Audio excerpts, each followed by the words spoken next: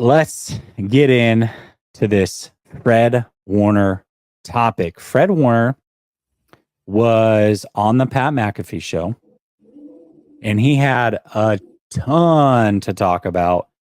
Why don't you talk about some of your takeaways from that interview of his, Senil? I mean, I don't really have any kind of like eye-opening stuff, because I think if you listen to Fred Warner and what he talks about, like, he's pretty consistent with what he says.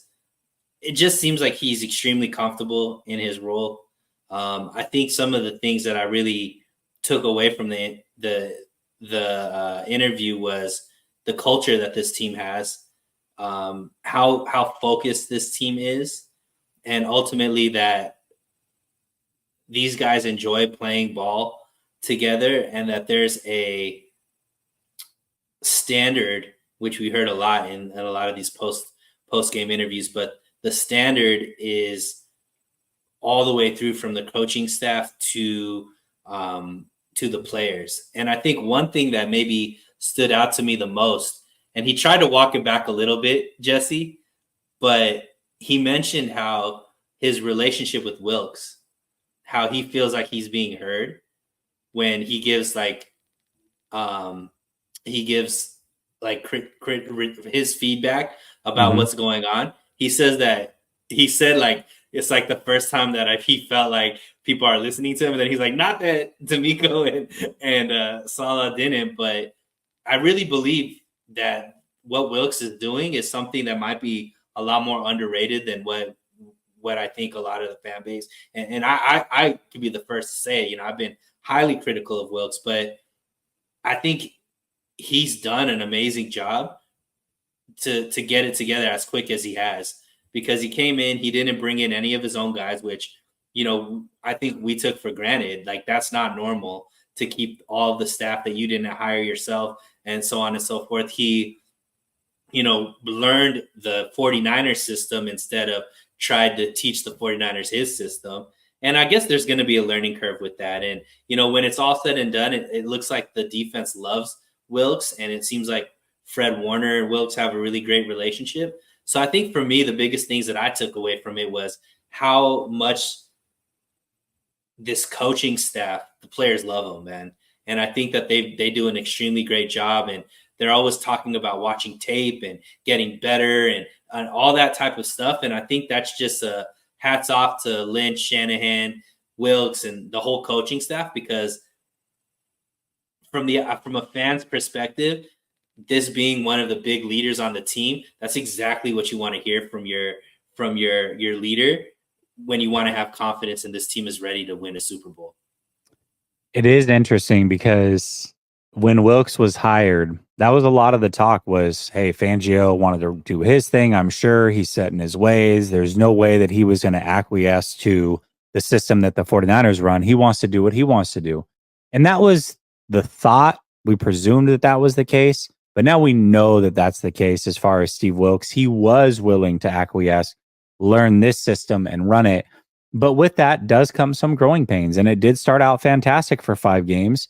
And then there was 3 interesting ones in there. Now, not all of that was on the defense, but it got a little squirrely. Overall, though, it has been fantastic. I loved hearing him say exactly what you had brought up, which was, hey, Steve Wilkes is a guy that I can come to and have a conversation with, and I know he's listening. Some people act like they're listening. Some people act like they care. He shows me he genuinely cares. And you can feel those things. You know when somebody genuinely is listening and when they're not. So that was great to hear. Also, going back to the conversation about the shootouts, and you did bring this up during that conversation, but Fred Warner talked about in this interview how confident they are in the offense. Like, hey, just as a defense, we just got to go out and execute. And as long as we do a decent job, we know that this offense is going to take care of business and win us games. That is not how we've always felt. We do feel that way right now, which is great. And what I also love is the perfection or pursuit of it. He talked about how upset he was and this team was when they just came off of a dominating win against the Arizona Cardinals, but they gave up as many rushing yards as they did. It was frustrating for him. And it's something where they want to fix the little things, because if you don't fix the little things, they snowball into bigger things. So even when it looks good on film and everybody else from the outside looking in is like, you're great, you're great, you're great, they're looking at it and saying, no, we have things to fix. And Debo, by the way, echoed the same exact sentiments about the offense. I believe it was today in one of his interviews. They both talked very similarly, saying, hey, there's little tweaks that we can make to make things better. And we're constantly trying to do that. This team is not at all satisfied. If anybody was worried that they got a fat belly, they're feeling themselves, or that they were earlier in the season, and that's why the 3-game skid happened, it's not happening now at the most important time. This team is poised, locked, and ready to make a Super Bowl run. And I love everything that I'm hearing from them. Yeah, and I think another big thing, Jesse, was how much he used the word effort. And he mentioned how the way that they separate themselves from other teams is they do all of those little things that other teams don't consistently do. They try to do that consistently every single play. Like everybody gets wherever the ball is, everybody has to show that effort there. Blocking, everybody blocks the way that they need to block. Like all of those little things is what they're focused on. And to me, once again, I got to go back to the coaching. Like that's something that's being instilled in them. You know what I mean? And I think this, and maybe it's prisoner of the moment, Jesse, and you can correct me if I'm wrong, but to me, this has been the most everybody's saying the same thing. Everybody's on the same page, and not from like a scripted persona, but like genuinely, it seems like everybody believes and is on the same page, which to me, like I said, is once again, it bodes well for a fan base that's waiting for a team to win a Super Bowl. I think we're hearing all the right things that gets us excited and confident that it's possible this year. Yeah, we definitely are, and it feels great. It feels great to be a 49er fan right now. Matt says, I pray for the day no more Brock discourse talk.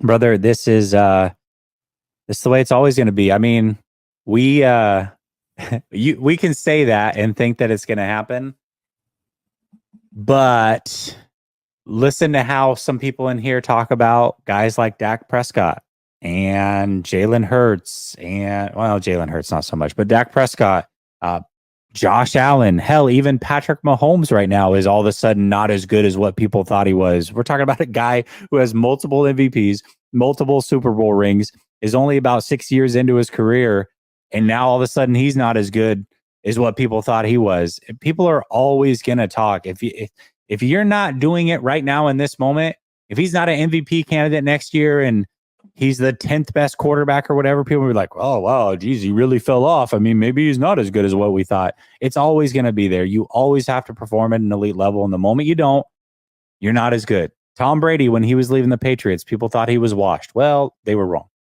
He was still arguably the best quarterback in the league. And because of the things around him that were happening, people couldn't see that. So this conversation around quarterbacks in particular, not just Brock, is one that is going to happen daily, weekly, yearly, everything. It's a constant conversation. So the only way Brock Purdy doesn't get talked about is the same way Trey Lance isn't being talked about now. Shipped away from the team. Yeah. Like that's the only way you could stop the Trey Lance Brock Purdy discourse is one of them had to go. Trey's gone. We don't talk about Trey anymore. So yeah, if you don't want to, and Brock Purdy's going to be here for the long haul. It sounds like, right? I mean, there's no reason not to pay him. It's not like he's just going to fall completely off next year. That's not going to happen. So yeah, I mean, he's going to get paid. And if he ever has a down couple game stretch or a down year, you're going to hear about it. It's just the way it works.